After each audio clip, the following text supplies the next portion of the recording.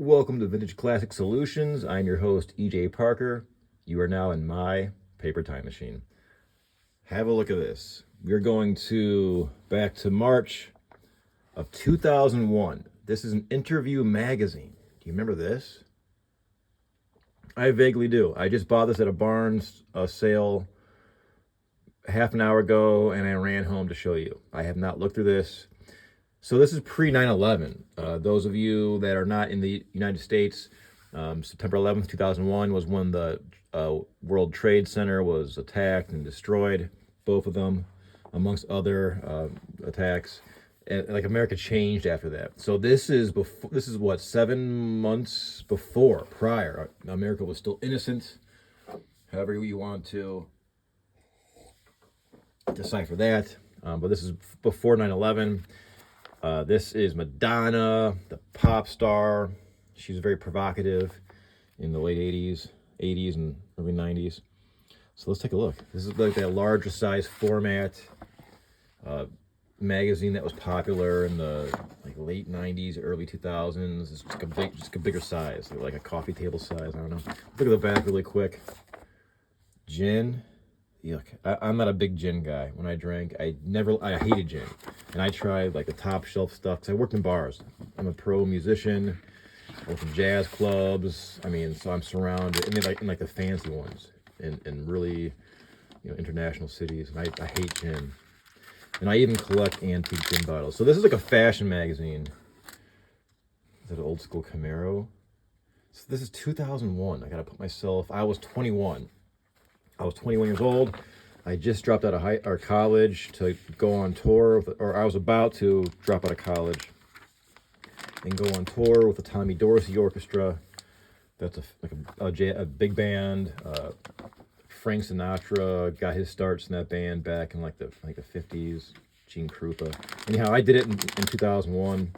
It was a ghost band, which means it's the official licensed band. We have the original scores from when Sinatra was in the band, which is amazing. They were all crinkly and yellow music scores.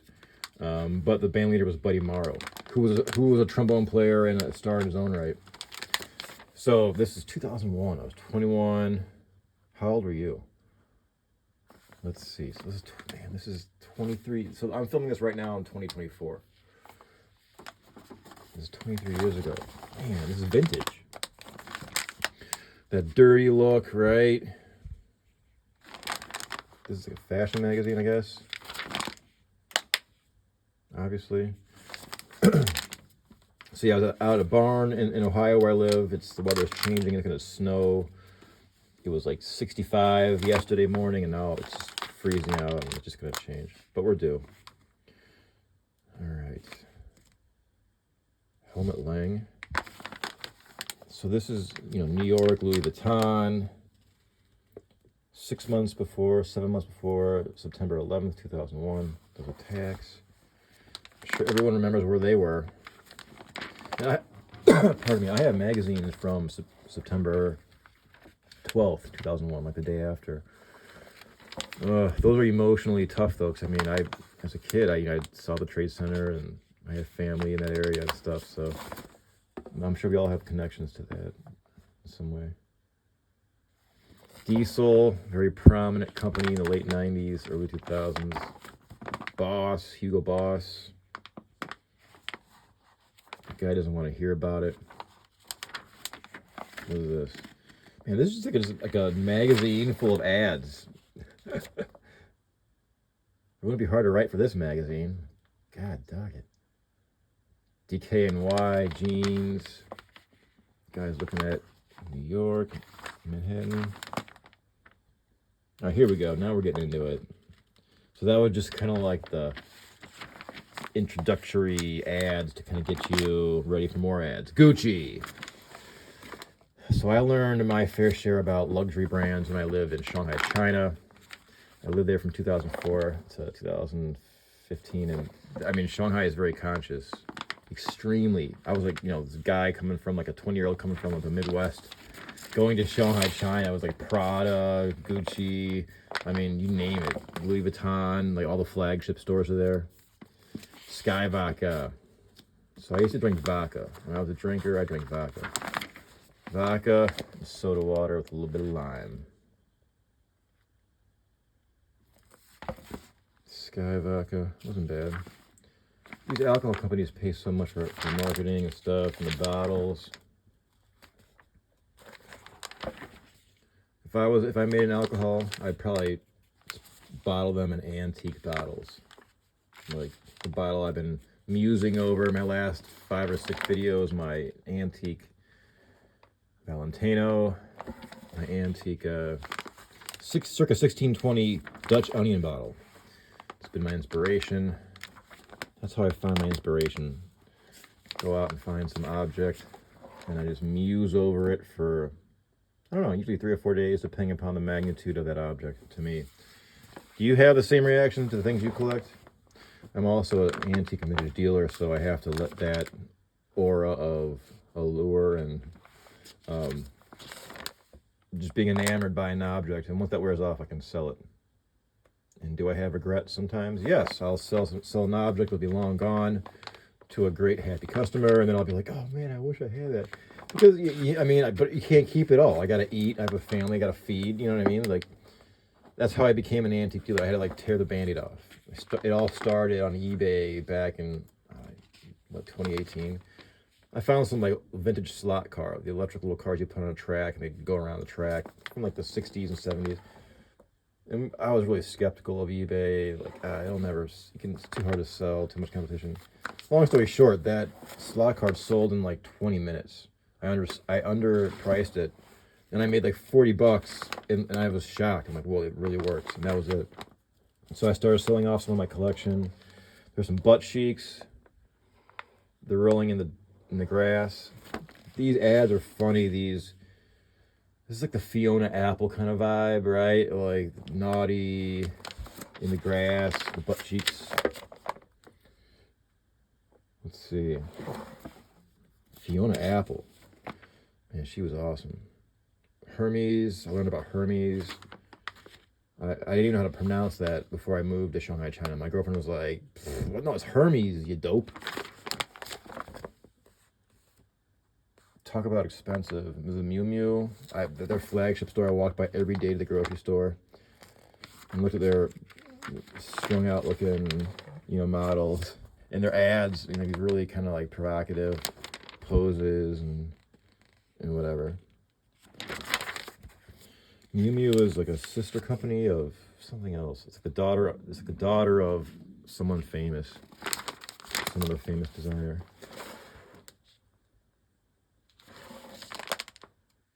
What is this? Bottega Veneta. So, I really got to look at a different world. Excuse me. I was raised like middle class in the U.S. Growing up. And then going to Shanghai, China, and I was performing. I'm a musician, and I was playing in high class places. Like all these like the flagship stores of all these places I was playing in.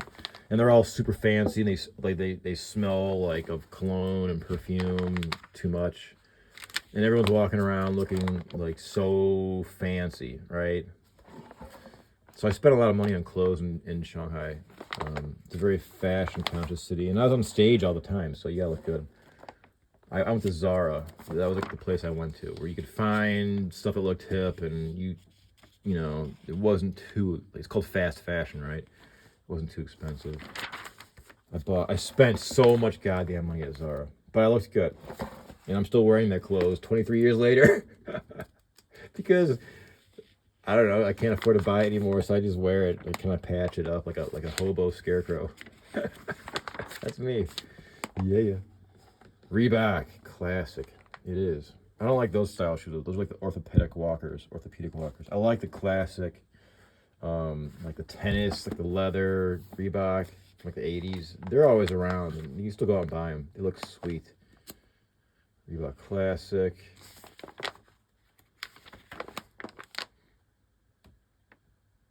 I still know how to pronounce this brand. I have no idea. I think that's part of the allure. Because once you know, you're in the club. And if you don't, you're dope. D&G, Dolce & Gabbana. What else we got? So this is a 2001. You're with E.J. Parker in vintage pardon me, My Paper Time Machine, March 2001. This is Interview Magazine. This is like a fashion magazine with a ton of ads. This is this Dolly Parton. And she's always looked good. She's still doing her thing. 2024. She's really good at guitar too, by the way. I saw some footage of her. I love discovering, like, or rediscovering, or actually discovering these old stars that were, you know, really famous and prominent in like the 70s and 80s for like acting or comedy, and then you find out, like, oh yeah, by the way, they are an amazing guitar player. You know what I mean? Like, she's a really good guitar player, and guys like Steve Martin's a really good banjo player. It's like, oh yeah, by the way, I'm a super good, you know, whatever. It's always good to have in your back pocket. Helps pay the bills, you know. Guess Jeans, authentic, very passionate. In the jungle. Are those ferns? Are those ficus trees? I don't think so. Chris Isaak. Chris Isaak show. Huh. I don't remember that. He's a crooner. Chris Isaak show on Showtime. See what happened to all these people? Like, they were getting geared up to all do all this stuff, and then 9/11 happened, and then boom. I mean, I know. This is March 2001, so this is 6-7 months before the attacks in New York and Pennsylvania and DC on September 11th, 2001. This is right before that. So I'm sure a lot of these things that you're seeing, like, coming up, or just didn't happen. I was on tour with the Tommy Dorsey Orchestra, and the whole tour got canceled after that. What was that? Was that a cigarette ad? That's a relic of a bygone era. I don't think you can do that anymore. This is the year. This is being filmed in recorded in 2024. Virginia Slims. Yeah, I mean, if you're a guy, you couldn't smoke those back in my day. Virginia Slim. They're ultra slim. For the I don't know. For the smoker that doesn't want to, you know, have too much. All right, I can't pronounce that. I don't know. Emmanuel Ungaro. I don't recall that company. Or it's probably really expensive. Who are these people? Juliana Margulies. She survived the ER to shine on stage. Oh, okay, cool. Lincoln Center. Okay, so we're talking. She is a performer of some sort. Huh. Versace. People waiting backstage. People waiting to get on stage. Versace. What else we got? Something. This is 2001. And I'll tell you what, there's a ton of ads for Funkmaster Flex. I think I saw him live back in like 2009. Good show. What else we got? Who are these guys? Quiet Reserve, talking to Big Nose and his band. Big Noise with his band. That's a big nose. All right, what else? Jupe. This is 23 years ago. A lot of this stuff doesn't seem as dated as I thought it would. In some ways, because, you know, like, what, fashion recycles every 20-something years? Seems like every 20 years or so it recycles, right? Is that it? Because the mom jeans are in now, and it's 2024. And like, what, 1998 is when they were, like, kind of like not, when they were like actual, genuine mom jeans. How you could decipher who a mom was, actually. And now they're, like everyone's wearing mom jeans. Let's see, what is this?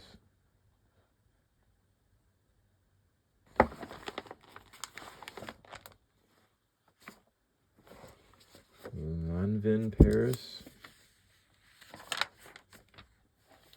Tell you what, folks, you want to get, I used to do this, you want to get sticker shock, depending upon your socioeconomic status within the world.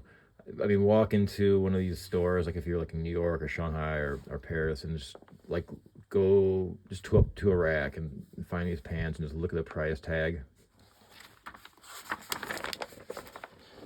I've done it before, and whoever I was with, I just embarrassed the hell out of them. And it's like I couldn't, you know, like, I couldn't keep my mouth closed. Like, holy and the party I'm with is like, oh my God, go back to the farm. You know what I mean? Digitally mastered, cool. Menthol cigarettes. I tried menthol cigarettes, and I smoked cigarettes from the age of probably what, 18 to, I don't know. I should know. 29, 10 years, and I quit cold turkey. Gobble gobble. John Frusciante. Oh, he's the Red Hot Chili Peppers, right? That's cool. He's a guitar player. I think the original guitar player from the Red Hot Chili Peppers. Creative individual.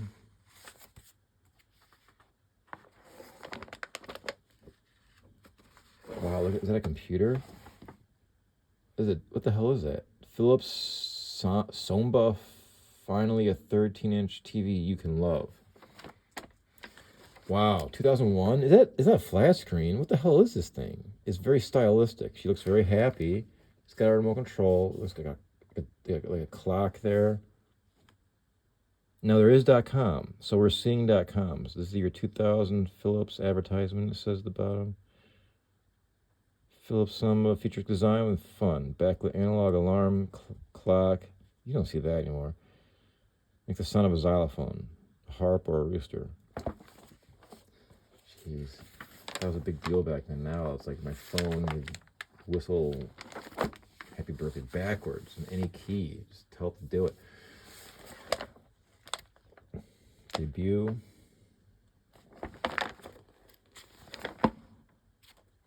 Shots in the dark. Lucky Strike. These were like the hardcore. It's toasted. These are like the hardcore cigarettes. Are these the ones that didn't have filters? Oh, they do. Which the one? I'm thinking of something else. The ones that didn't have filters. I used to smoke Marlboro Lights. In China, I smoked Wanba. So you want to know how to say Marlboro Lights in Chinese or Mandarin? It's Wanba Lu.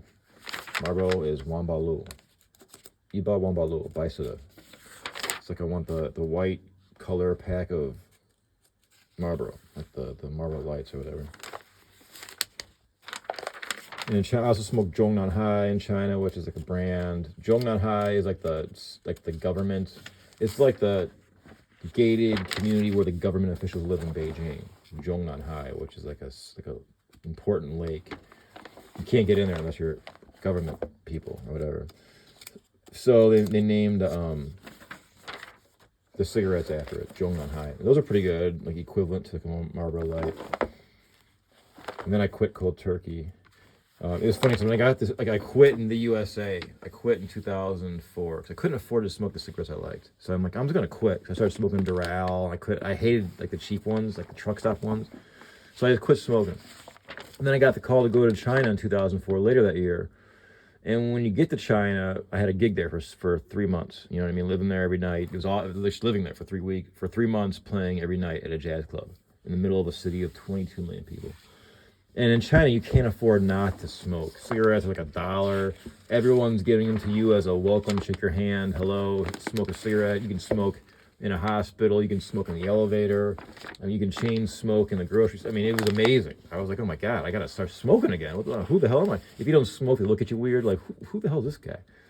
You know what I mean? So I smoked. And then when I quit in China, like 8 years later, I was like the bizarro. Like, who the hell is this man? Because this is like China's, some ways, the social norms is like 40 years behind the United States in some ways. Like smoking, like every man smoked in the United States in like the 50s and 40s.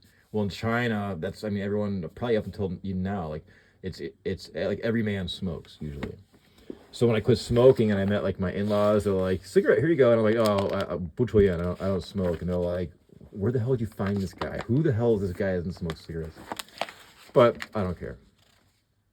And if you smoke, it's up to you. It's personal choice. Who is this? Just people posing with instruments?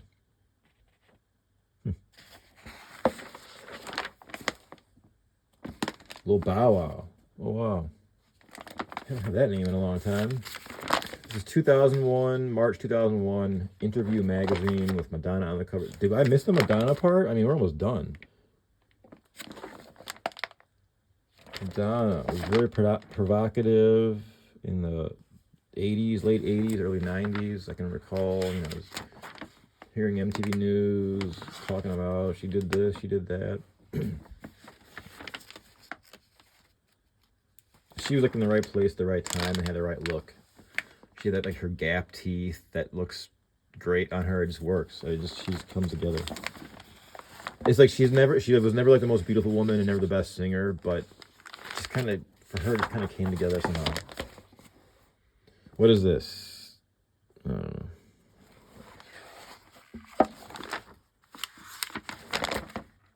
Did I miss the Madonna part, or was I just yakking away? I don't know. Just married. 2001. I was 21 years old. That was an interesting year. For damn, a lot happened this year. Like, my life changed. I'm sure a lot of your life changed. Are those mollusks? Well, that's gotta be painful. Taking the bus wearing those in rush hour.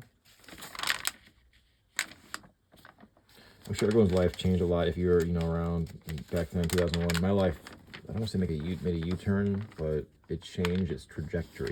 Because after my Tommy Dorsey band tour, I was going to go to New York and become a freelance jazz musician, and that wasn't really kind of feasible after 9/11. But I went to China instead, and that, you know, it's a whole other chapter. Swatch, hell yeah, I love swatches. I still do. I buy and sell those. Great Swiss watches, and that is it. Back to the gin. So, folks, that's been a look at this 2001 March Interview magazine. There'll be more to come, and as always, thanks for checking in.